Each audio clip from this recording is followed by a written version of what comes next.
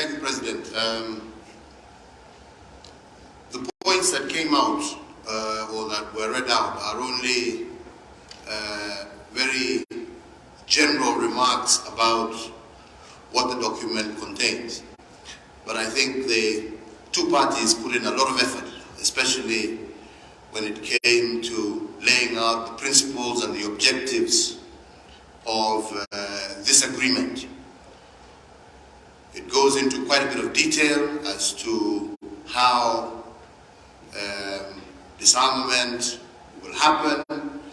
It also talks a lot about humanitarian access, resumption of services throughout the country or throughout the affected areas. It talks about the process of reintegrating the Tigrayan region into the federal government. It talks about a return to constitutional order. It talks about the fact that disputes will be resolved politically and not through the guns anymore. It goes further and talks about processes and how women and children and civilians would be treated. But as has been stated, this is not all that needs to be done. We've gone through, for example, how this agreement shall be monitored and verified. The devil will be in the implementation, but it is our strong belief that from the commitment that we have seen from the two parties, they will deliver. And we,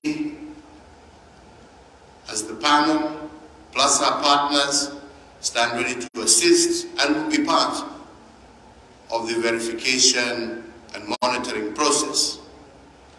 The agreement, because it is between two parties, talks about their commitment to resolving the problems of Ethiopia as Ethiopians, and the fact that no party will engage in activities that are detrimental to the other. It talks about the ENDF being the only national army of Ethiopia and its duty and responsibility to safeguard the territorial integrity of Ethiopia. So that again lays out quite clearly that this is an Ethiopian problem to be resolved by Ethiopians.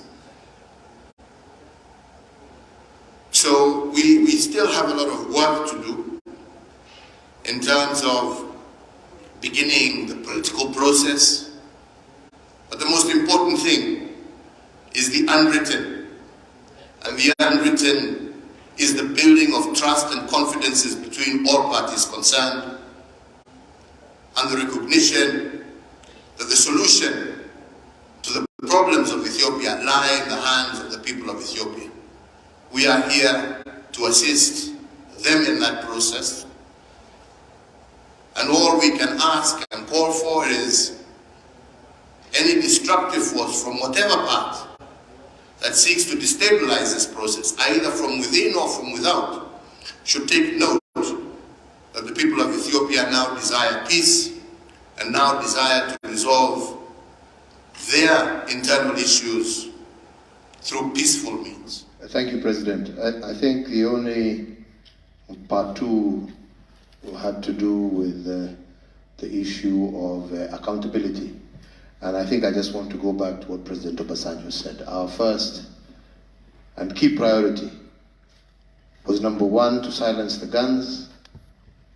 Number two, to ensure immediate humanitarian access to the people of Tigray, to the people in the surrounding regions, but to all the people of Ethiopia, to end the suffering, that has been occasioned as a result of this war. But Madam, if you will recall, and you have taken a look at our document that we signed, the agreement that we signed in South Africa, we did, in that main agreement, go through the issue of transitional justice. But that is a process that can only follow once the guns have fallen silent and once we have dealt with the humanitarian crisis. Furthermore, even in this document, we have made a reference once again to the security of the civilian population, mainly women and children.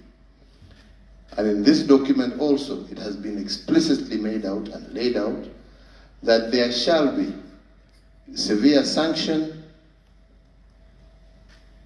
on anyone who will commit atrocities against civilians. So we are cognizant of that fact, but we must begin where we must begin.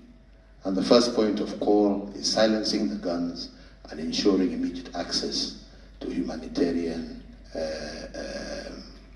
requirements for the people of Ethiopia. The rest shall follow through as part of the political process, as part of the healing process that must take place within Ethiopia.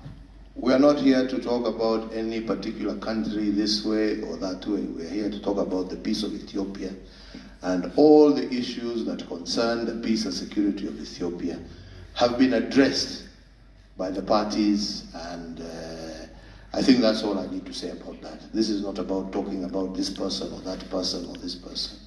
This is a question of silencing the guns and all the issues appertaining to silencing the guns, access to humanitarian needs, rebuilding Ethiopia have all been taken into account, as well as safeguarding the sovereignty and integrity of the nation state of Ethiopia. So I think that's what I can say about that. Thank you very much, Director. And let me begin first and foremost by saying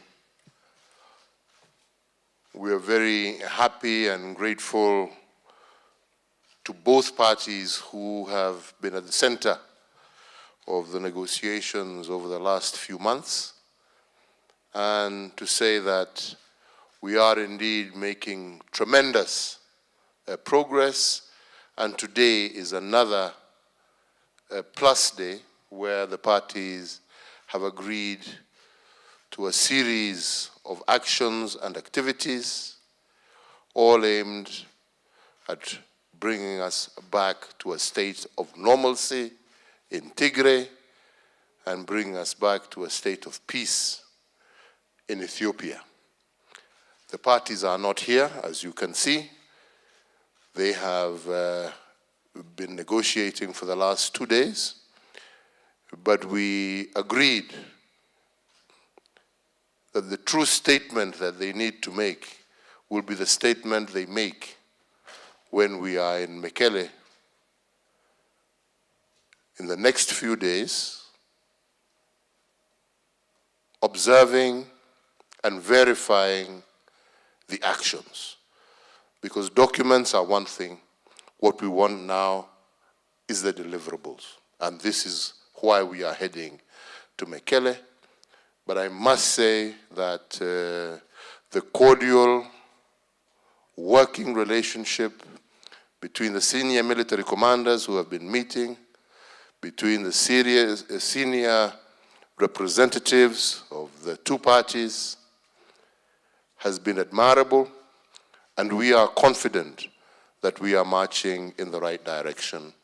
And this will be verified in the next few days as we hope to see Ethiopians celebrate 2023 and their Christmas, which we have just been reminded their Christmas is in January, it's January the 7th, that they shall be able to enjoy not only a new year, but a Christmas of peace with a great deal of hope as to the future of their country and her people.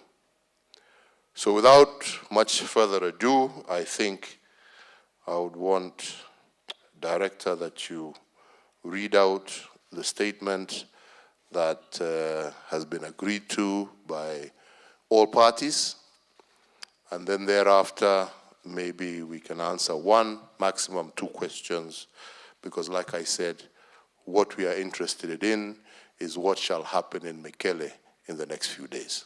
So, Director, back to you. Well, like I was saying, it's wonderful to be here. We're here, it's my first trip to Mekele, and I think I'm quite encouraged by the progress that is being made. And as you know, we were here today to launch the monitoring and verification mechanism, which I think we have successfully done.